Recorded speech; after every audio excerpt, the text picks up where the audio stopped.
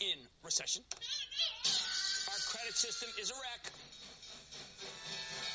And now with the Paulson plan, putting even more power into the hands of the hapless Fed. They know nothing! I just want to leave the country for greener financial pastures, wherever they may be. Which is one way of saying I think you have to start investing in foreign stocks. And if you already do that, it's time to up your exposure.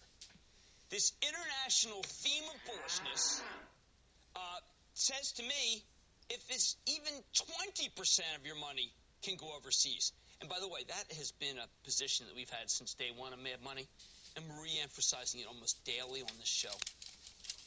Today I'm adding a whole new country to the list of the growing number of countries I believe have surpassed the United States. No, it's not Southern California. It does look like Southern California. It's not Georgia. It could look like Georgia. It's Peru.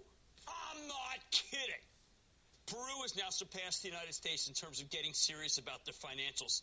And, we don't have the Secretary of Treasury of Peru talking about things that he should have talked about 2 years ago, going on and on today. Nor do we have the toady press down here that says, what a genius. Okay, now, you probably thought they were still recovering from Pizarro, as well as Kaczynski and Fujimori.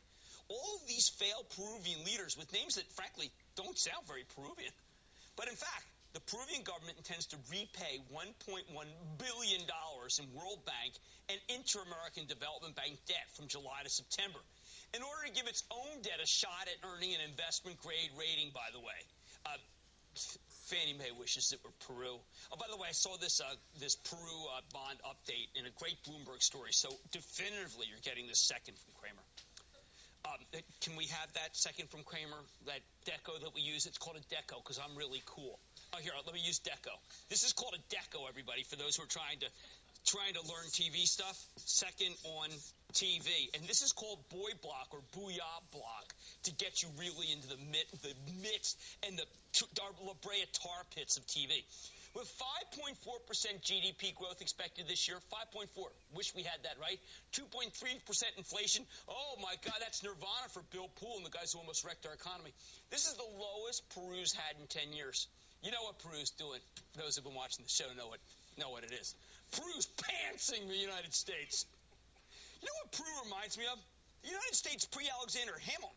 It's got abundant resources and excellent prospects, and now we have kind of a Peruvian Federalist Papers, admittedly with a socialist tinge. The hilarious thing is their president, Alan Garcia, presided over hyperinflation that put Weimar Germany to shame the last time he was in office. I think the total inflation over his 5-year term was 7,649%. That would give Bernanke a heart attack.